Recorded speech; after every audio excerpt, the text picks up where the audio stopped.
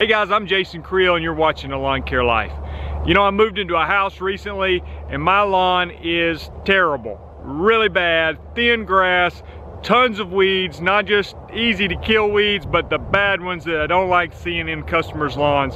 So it looks really terrible and I'm wanting to fix it. So today I'm gonna show you one application that I'm gonna do to clean up this nasty, ugly lawn. Stay tuned. I want to get right to showing you what I'm going to do to the lawn today, but then I want to talk to you about your lawn and whether this is the right thing for you to do or not. So this is not something that is going to work for every single lawn, but it's not, I wouldn't call it a desperation move, but it's a situation where if your lawn's in really bad shape, this is what I'm going to recommend. And only on certain lawns, so we're going to talk about that. But first, let me show you what I'm using and how I'm going to use it. Now, the product I'm using today is called Glyphosate Pro. Glyphosate Pro contains glyphosate, which is the active ingredient found in Roundup. Now, we can read even the outside of the label here, and it says, avoid contact of herbicide with foliage, green stems, exposed non-woody roots or fruit of crops, desirable plants and trees because severe injury or destruction may result.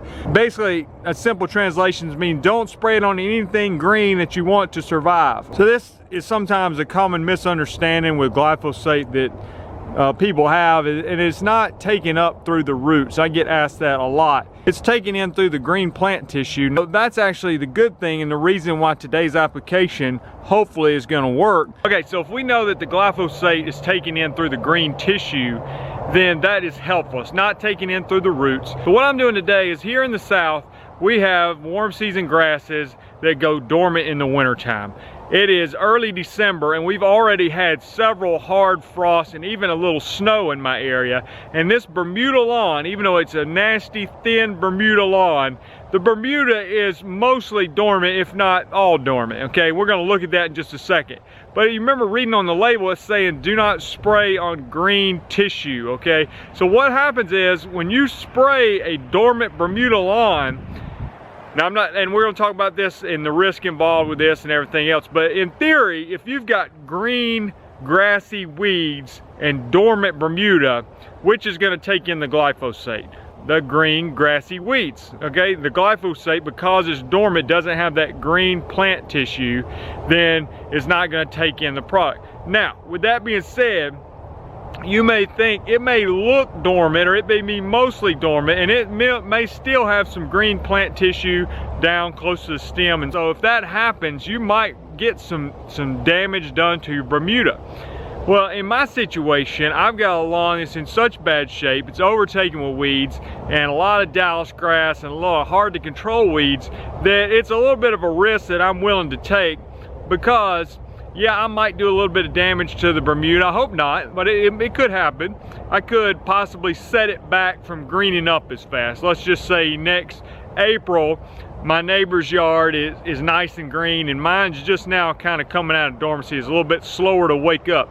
That might have something to do with the glyphosate application. It might not, but I'm just saying these are some things that can happen.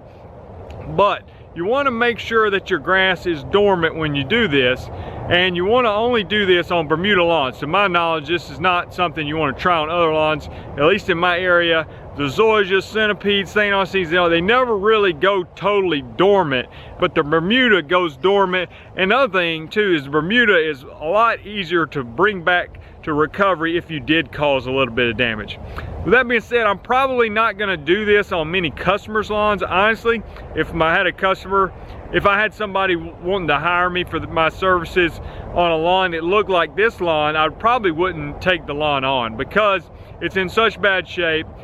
I don't feel comfortable doing this on somebody else's lawn. I have before, it does work, but it's not something I want to do because it doesn't always complete success the first time. You might spray it and you might get some delayed green up. It might not kill every single bit of the Dallas grass and other tough weeds.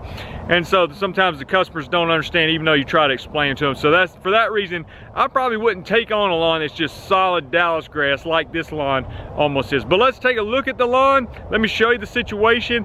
Then I'm going to show you how to mix the glyphosate, what rate I'm applying at, what machine I'm using to put it out with, and then I'm going to actually show you the application as I apply it to the lawn. And to be honest with you, it's going to be several months before we can come back and check on how effective this application actually was, because the glyphosate in this time of year when the cool weather is going to be very slow to work. So let's show you the yard and the situation. I'll show you why I'm doing what I'm doing. But this yard was probably never sodded. This house is about 50 years old. But there's a lot of Bermuda grass that grows out in fields and cow pastures and in areas like that. So let me just give you an example of what we're looking at. You can see here, you've got some dormant Bermuda. All this, you know, brown grass here is Bermuda grass that's gone dormant from the cold weather we've had. But then along with the Bermuda, you've got tons of grassy weeds. Got that, you got the onions and wild garlic. Now I'll say this, the glyphosate does not, in my experience, doesn't really work that well on the onions and wild garlic. Probably need to use some metsulfuron or something like that to work on that. But I don't have tons of the wild garlic and onions in this yard, but a lot of grassy weeds. You can see this is Dallas grass. And I know because I saw it when it was a lot healthier, but it's still got some green to it. Now, like I said, cold weather, it's not going to take in the glyphosate very fast. If you sprayed this in the summer with glyphosate, it would probably be dead in a few days. I'm hoping it's dead in a few months, to be honest with you, but it's just not taken in. And with that being said, if you find a day that's a little bit warmer, it's probably better. So let's say if I'm going to do this in the winter time, I don't want to spray it when the high is 30 degrees. But today the high is up in the 50s, sun shining. I'm hoping it's a good day for the plants to take in the glyphosate. Again here, you can see the Bermuda is dormant, mixed in tons of Dallas grass. Doesn't look that terrible right now, but almost all of the green you see is what I would consider weeds, and the Bermuda that's here is gone dormant. Now, there's not that much Bermuda, but making the Bermuda grow next year, that's going to be the easy part. I'll fertilize it and fertilize it some more and get this Bermuda to really fill in. But it's not going to fill in very well as long as my yard is just covered with grassy weeds. So I've got to get rid of these grassy weeds. And come over here, I've got carpet grass and other stuff, and some of that might die, and I don't care. I've even got some centipede grass on the other side of the gravel driveway, and it doesn't bother me if that gets damaged as well, because I know in the past when I've seen centipede and Bermuda in the same lawn, usually the centipede begins to choke out the Bermuda and take over.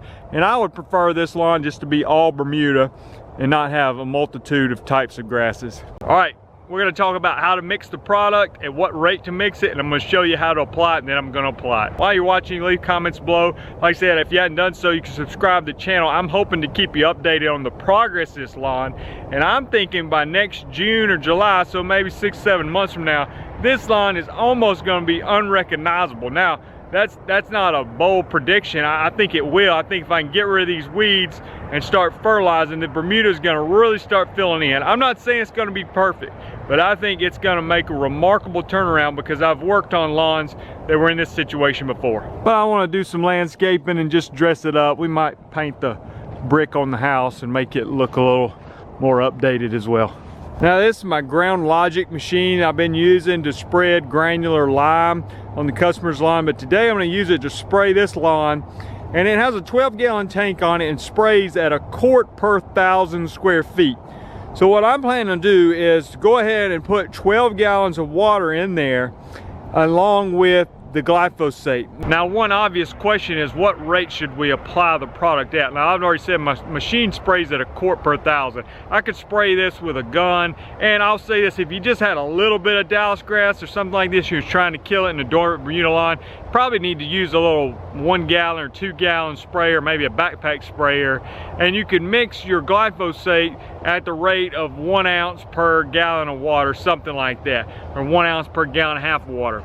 Well, today in this machine, what I'm wanting to do, and I've asked some people, gotten some advice, and I hear all different rates on as far as how much to apply to a lawn, a dormant bermuda lawn, and even some differences on the timing. You know, what should you do it after it's totally dormant?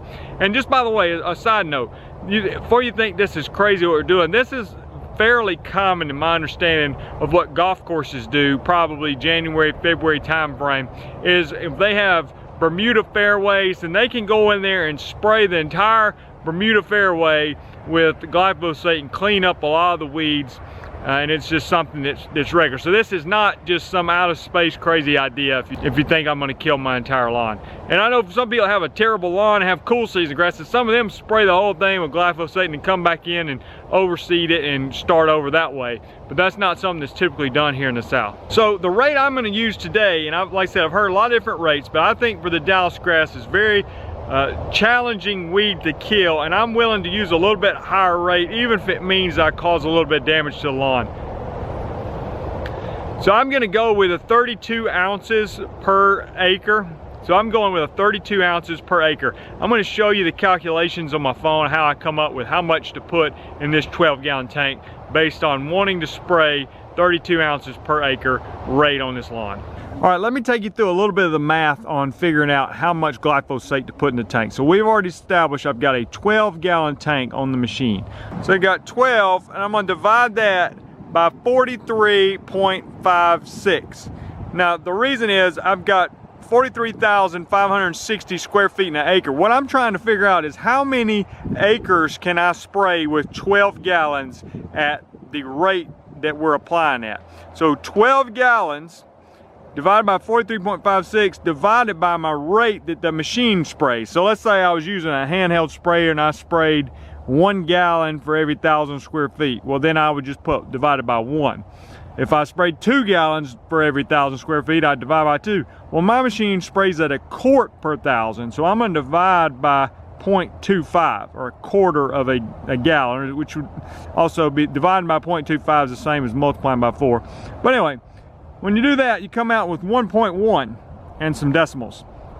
So basically what I know is that 12 gallons at a quart per 1,000, which is the rate that machine goes at. You know, like I said, if you're walking with a spray gun, you're going to need to base this on how fast you walk and measure and calibrate yourself based on how much you're putting out with your particular setup. But with my machine at the rate that it applies, I know at 12 gallons I'm covering 1.1 acres. Now I've said I want to use 32 ounces of glyphosate per acre. Okay, so I know the machine will cover 1.1 acres, so I'm just going to multiply that by 32. I know you might see my reflection sometimes in the phone. And you do that and you come out with 35.2 ounces of glyphosate for that 12 gallons.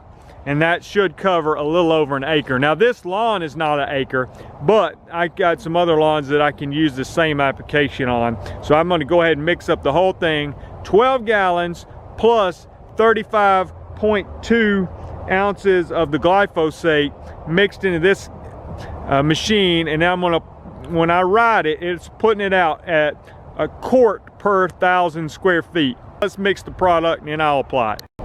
So I've got my measuring cup here. I'm gonna put 35.2 ounces in the cup. Now with any product, and glyphosate's no exception, you want to read the label and make sure that you follow the safety precautions that are listed in the label. All right, 35.2 ounces and 12 gallons of water applied at a quart per 1,000. And then I'm gonna apply it with my Ground Logic ride-on machine. All right, I'm gonna run over here, fill this up with water, put the product in, and then I'm gonna show you spraying the lawn, and then we'll wrap this video up.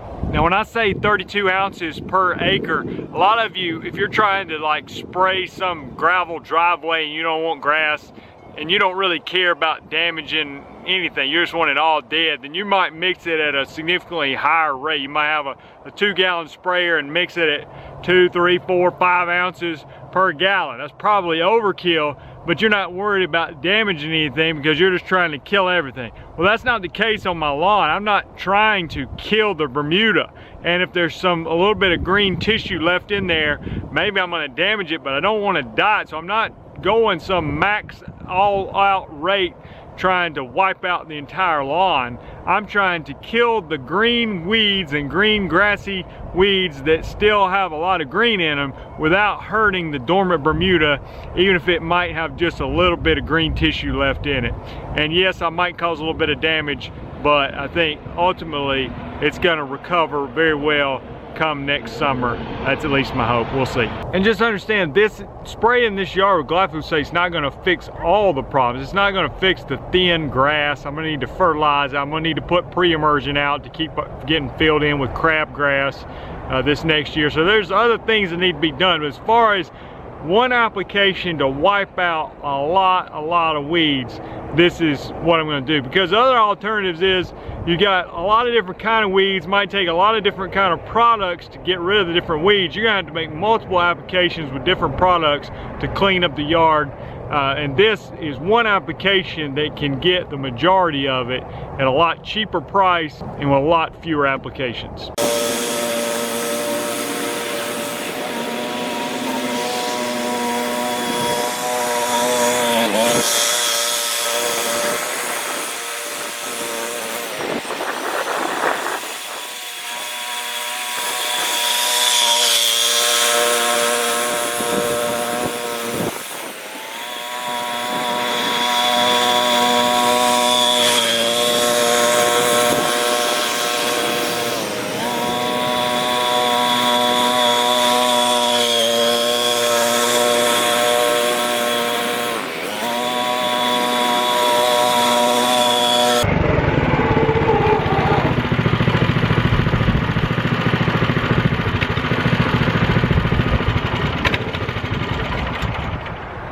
That's it for me. I'm gonna finish spraying the rest of the yard. Like I said, go ahead and subscribe to the channel. You can follow along the progress of this lawn, and I'll keep you updated on how it goes.